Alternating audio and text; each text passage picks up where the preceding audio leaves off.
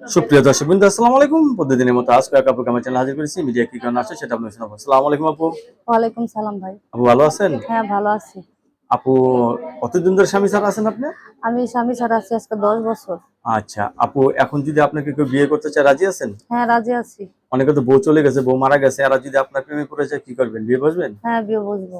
আচ্ছা, অনেকে সে তো যদি বাচ্চা আমার কোনো দায়িত্ব নিতে চায়, আমি রাজি আছি। মানে আপনার দায়িত্ব নিতে চাইলে আপনি রাজি আছেন হ্যাঁ। না?